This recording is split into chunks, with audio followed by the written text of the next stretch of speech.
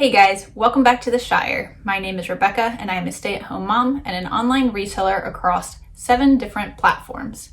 If you've been following along with my channel over the last few months, you will know that I did a Death to the Death Pile series, which was basically the start of my channel here on YouTube, and I started that in January. If you're not familiar with it, the purpose of that series was to eliminate my death pile, or at least minimize my death pile as much as possible prior to yard sale season starting for me. Yard sales are where I source the most for my reselling business, and I had a lot that I sourced last year and just did not get listed. If you're not familiar with the word death pile, it is basically a pile of unlisted inventory. Some people call it a cash pile or a money pile, or some even call it a security pile. It kind of depends on what you want to call it, the reason you have it, and what you plan to do with it. For me, I considered it more of a death pile, but now looking back, I would actually probably call it more of a money pile. This video is going to be a recap of my whole Death to Death Pile series.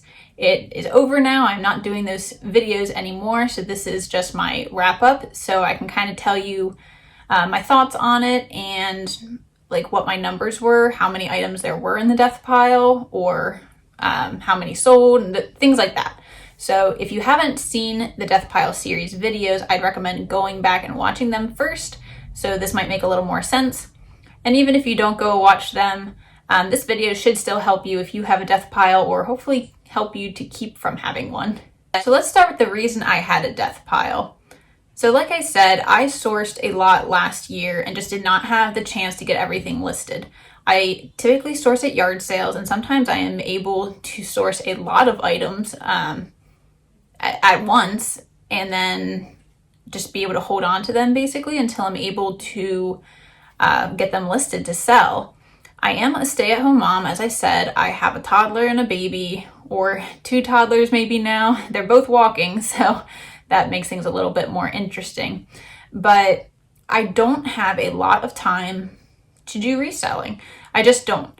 It's something I love doing. I'd love to have more time, but at this point in my life, it's just not something that's very possible. Last year, which was 2021, was my second year doing this reselling. You can call it part-time or hobby, however you want to word it.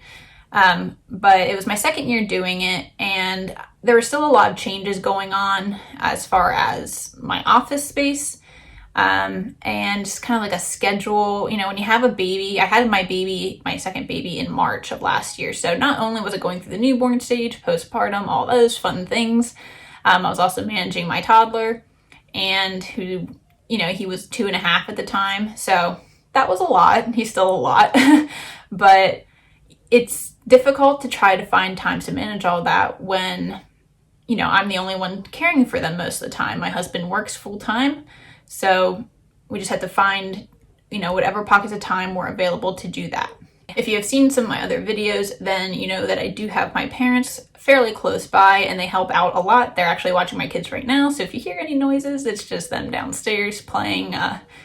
It's hard to keep a 3-year-old and a 1-year-old that quiet for that long.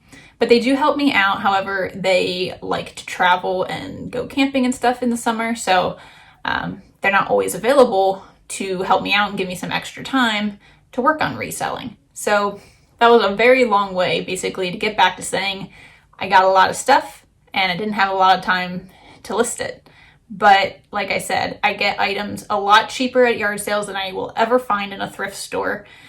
The only thing comparable may be the bins, which is still a little bit of a travel for me. It's probably 40 minutes for me to get to a bins. I've been there once. I'd like to go again, but I can still get things cheaper at yard sales for the most part, and it's more fun for me. So with that low cost of goods, I'm really just not that willing to, you know, not go sourcing for the sake of staying home and listing more.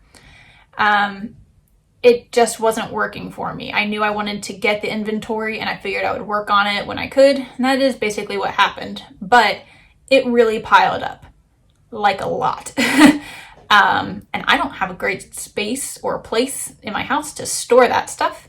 And if you've seen my death pile videos, then you know that, and you know where it ended up getting shoved, which was basically a corner of my bedroom and in my closet, to the point that I couldn't even open my closet door for like a year. So let's look at the numbers a little bit. So I started my Death Pile series, the first video I posted on January 10th of 2022. So I'm going to show you some pictures, viewer discretion advised, I suppose, of what my death pile looked like. So here is basically what my death pile looked like in the beginning. You can see it was just stacked up in the corner of my room. Here's some spots from my closet. It was just shoved in every nook and cranny. I didn't really have a plan for how long my death pile series was going to go. I just wanted to get as much listed as I could prior to yard sale starting again, which started in the beginning of April. So about 3 weeks ago, almost a month ago now. And I did make a very large dent in it. I did not get it entirely listed. I think I could have, but I did start sourcing again a little bit at thrift stores because I just can't help myself. And I was also given some items from family members and such to list as I was going, and I was just trying to not add to the death pile. So those items kind of took the place of some death pile items I could have gotten listed in those weeks, which I was totally fine with, but that does kind of change my numbers just a little bit, and I guess in theory it made me not reach the goal of getting the entire death pile listed. But once again, totally fine. My end goal was not necessarily to get rid of everything.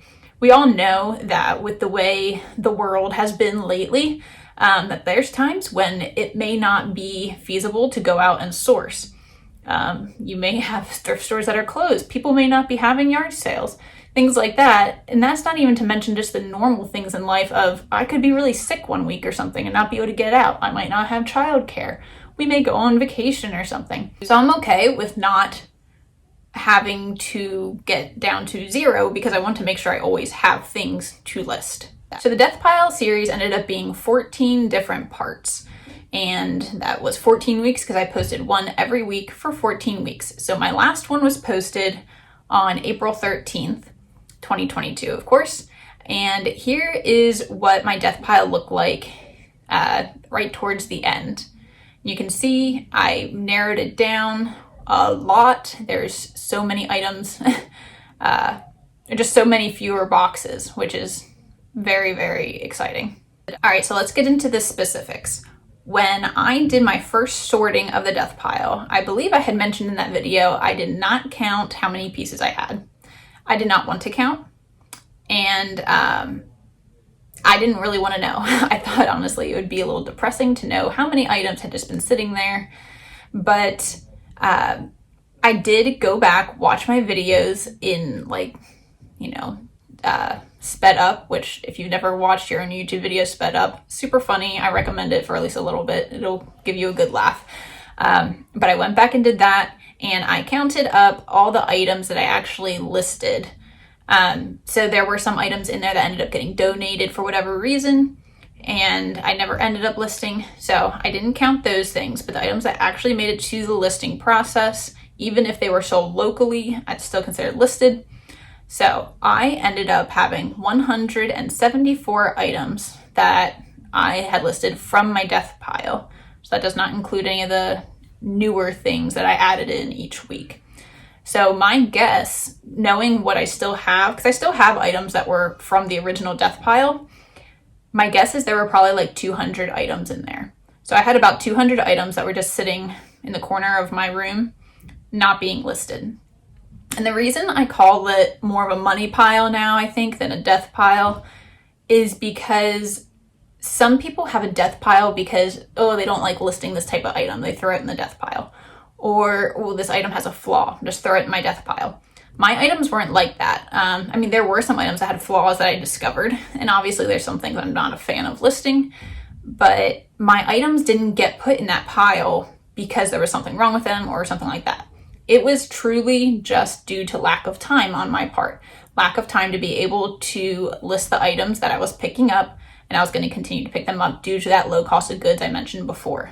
So out of that 174 items, right now there are still items that have not been listed technically yet because I took photos of them. They're in my phone, and I only list 2 items a day, 2 new items. I do some relisting as well.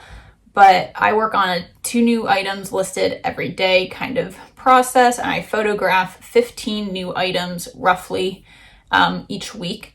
So I probably have about 3 weeks of photos in my phone right now, and they will get listed just in due turn. I just list the oldest ones first. So that 174, it's not exactly what's been listed yet. There's still some items that are still going to get listed, but they've already been like processed, so to speak. So out of that total, I sold 55 of those items that were in the death pile. I'm going to keep calling it a death pile because that's really what it was. So that was 32%. So I had sold 32% of my death pile within that 3-month period, which is it's like a third. It's really good, I think. That means there were items in there that people wanted. They weren't bad pickups necessarily. And it kind of gives you that nudge like, well, you really should have listed them sooner because obviously people wanted them. Now the question is, how many of those death pile items accounted for my sales overall?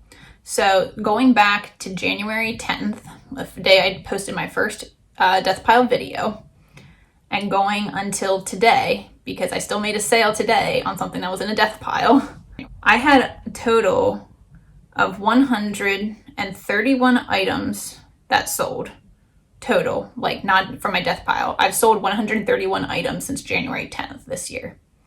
So 55 items from my death pile sold. That accounted for 42%.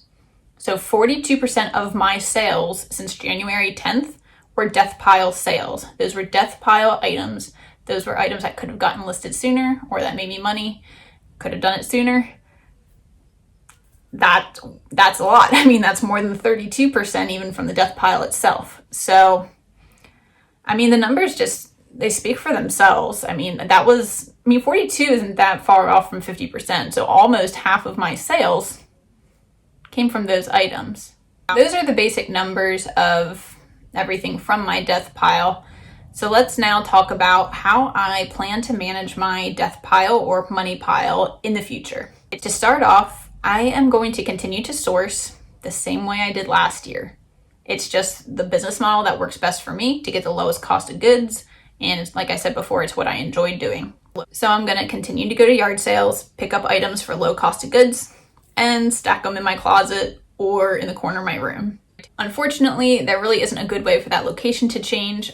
I didn't mention, but I am in my office today, and these are my inventory totes behind me. I'll do an inventory video at some point and kind of show you in an office tour, but I don't have anywhere in here to store unlisted inventory. So it's going to have to get stored in the same place it was getting stored before, unfortunately. I'd also mentioned that I was calling it a money pile because I do want to have some items that are unlisted essentially. Like I said, I may not be able to get out every week to go sourcing. This is not a full-time job for me, and it's not like I can just be like, okay, I listed my 15 items, and then on Tuesdays I go to the thrift store. Like, it just doesn't work that way for me. I can't depend on being able to pick up a certain number of items while I'm out. So I want to have some backup, essentially, so I don't have to worry about not having items to list. What I plan to do differently in the hopes of not having this whole big death pile issue again is, at least so far this year, I've been listing more consistently. And that was my big thing last year. Like I said, I did have a baby. I'm not like coming down on myself because that's hard. It's hard to be 9 months pregnant and reselling with a toddler. It's hard to be postpartum and in the newborn stages and reselling. It's difficult, not impossible, but it's hard.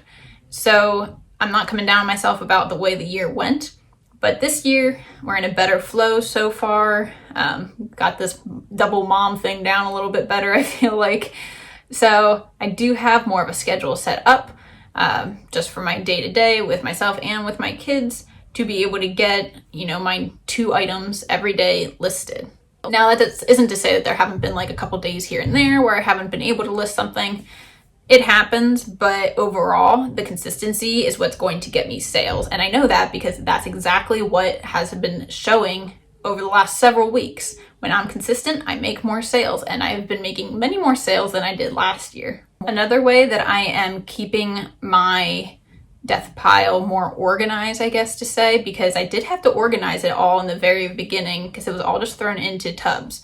Right now I have 2 totes. Basically I have 2 totes and an IKEA bag. My IKEA bag at the moment is holding a bunch of shoes. It was kind of my staging spot to be like, this is the next bag or group of items I'm going to list. So that's kind of what's in there at the moment. I'd like to put that IKEA bag back in my car to hold my yard sale finds, but I haven't gotten that many yard sale finds lately, unfortunately, just the way it goes. But I have 2 totes. One tote I kind of designated as my like winter out of season tote. I do list things year round, but I would prefer to list things that are in season if possible. So ideally I'd like to be able to put in my totes, you know, heavier sweaters, winter coats, things like that. Now the downside is I've already filled up one tote. And I was like, okay, well, if I've already filled this tote, then I will just pull out enough items so that I can shut the lid on it. You know, enough winter items essentially to shut the lid on that tote. And I will list those. I'll add them into my listings or my group of photos for the next week. So I did do that. And I do have kind of like, you know, there's stuff in the one tote that's summer stuff, but it's all flat lay stuff like shorts. And then I have stuff that's like dresses and shirts that I hang up to take photos of. So I have those a little bit separated out at the moment. So the things that are hanging, I am doing my best to try to keep them in my laundry room. I have a hanging rack in there, and that's where I steam my clothes to prep them. So I'm kind of trying to keep that filled. I think I have, I want to say like 30 hangers, something like that. So I'm trying to keep that filled with prepped items. So that way when the next week comes to take photos, I can just grab the next 15 items and take them right off there, bring them up here and photograph. Now this is definitely not like a fail-safe plan. I still anticipate that I will overrun my totes. I'm going to try not to, but yeah, it's just the nature of the game. That's my plan right now, and it may change. I'll probably have to keep adapting, which is fine. But that's kind of my plan on keeping tabs on all the items that I am bringing in. I'm also not niching down. I had talked about this in another video. I'm not niching down, but I try to source based off what I'm just interested in. So like I am probably never going to pick up like a DVD VCR combo unit. Like it's just not my thing. I don't like big electronics. I don't really like many electronics at all, to be honest. It's not something I'm interested in selling or storing or testing or any of that.